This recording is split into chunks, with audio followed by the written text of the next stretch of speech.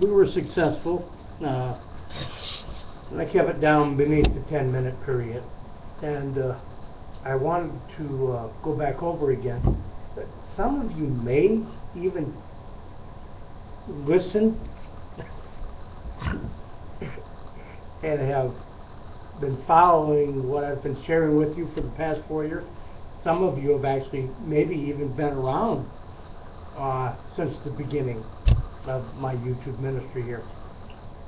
And maybe by the grace of God have actually understood some of the things I've been sharing with you, and have kept track of them and have been able to build upon them a bit, and or maybe even had some insight of your own regarding that. I know my brother Shifted Believer has shared some of the things that he's come into over this period of time, and others have done so for short periods of time, and then they've either discontinued sharing on the videos, or they're at least still watching the videos but they're not sharing, or many of you never really did share much.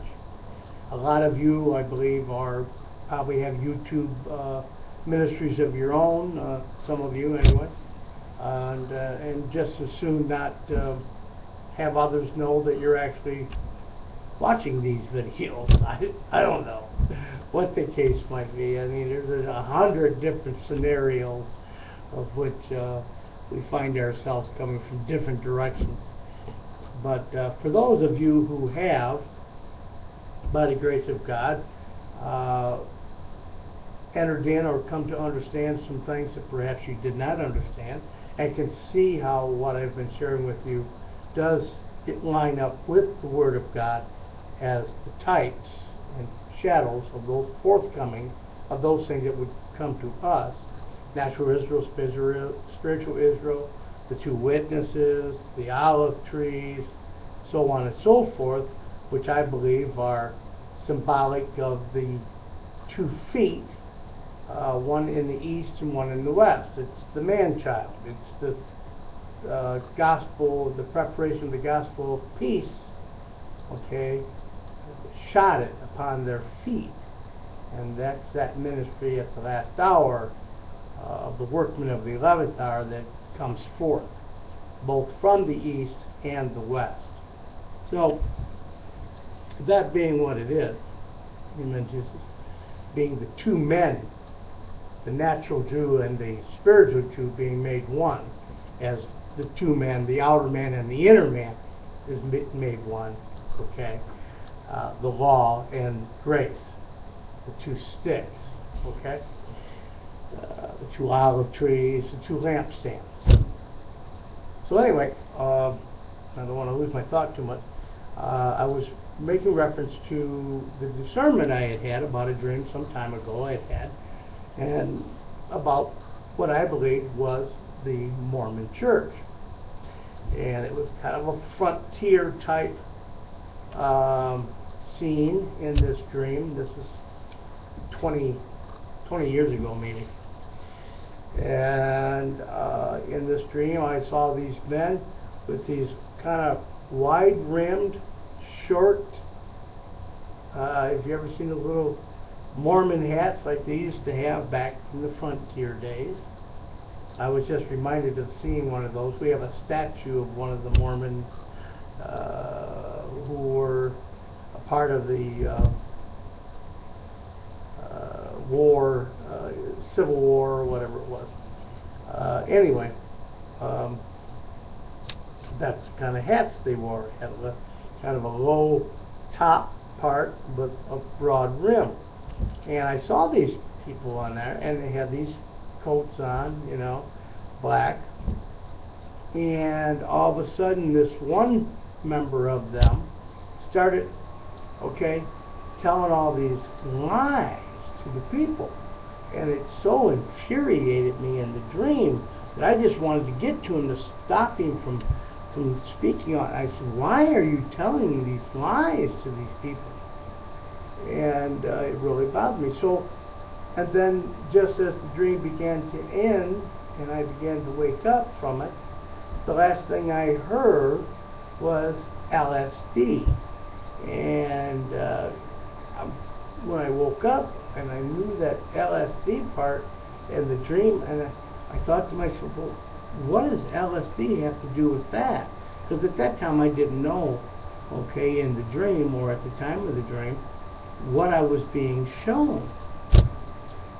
So it was some time later, as I reviewed that dream, and you know how we'll go over those after 2 or 3 months or so, that it finally dawned on me that in many of our dreams in the natural realm, the Father will use natural events or words or letters of words to help us to remember those letters, number one, because it's something that's been in our natural past, okay, and so that we'll get the interpretation or understanding of it perhaps later on.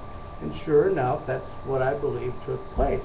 It dawned on me it was a lying, deceiving spirit. Now this could have been, and I want to try to help you discern with me about that, this could have been simply nothing more than God showing me the Mormon faith in Joseph Smith as a false prophet. Okay?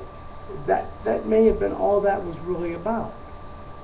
But it just seemed odd to me, and the reason I associated that with the LDS was because of those letters that were left in that dream in my mind, which was LSD. Now LSD, I unfortunately was acquainted with when I was much younger. Okay? But nonetheless, it's what helped me to remember those letters, because I had that association. But it didn't dawn on me until later that the letters weren't in the right place. That what he was showing me was LDS. And then, I knew who the little men were with the little black hats and their black coats and the frontier type thing. And again, this dream could have been nothing more than a warning to me and to others of Joseph Smith and the false prophet. Okay? Lying and deceiving. Alright? Which, later on now, having kept that dream in mind, and not having much to do with politics or anything else most of my life, all of a sudden, these other things and events begin to start to take place in my life, and I'm seeing these things come true, and up pops a Mormon candidate for president. You know, immediately I'm thinking, well, wait a minute. Maybe that dream I had years ago was really to let me know that the false prophet of the end times, okay, the Antichrist and false prophet, that false prophet would come from the Latter-day Saint Church. So when I'm thinking that, wow, is this guy, Mitt Romney, perhaps the false prophet? And I've shared with you before that, you know, there are so many different things that we don't take time to meditate upon in the Word of God, in the dreams that we have, and associate those things or give them time to mature, to really come into the fullness of the revelation that God is trying to give to us. We want to hurry up and make them all fit right here, right now, which in some cases they are for right here, right now. Other times there are things preparing us for a greater revelation later on, where things will be tied together over a period of time. And so that's what I, over the years, have come to learn and understand, that sometimes it's for collective knowledge, you know, to take the parts and put them together. All right? And so consequently, it may or may not have anything to do with Mitt Romney as an individual, but simply be a part of the Mormon Church and where the false prophet could have already came from, which is Joseph Smith, or be the end time, okay, false prophet. So I just wanted to share that, because you see, those periods of a discernment in time I'm about ready to come to, and See, my page is going to need to be refreshed, so I have to get off here very soon. Just a minute.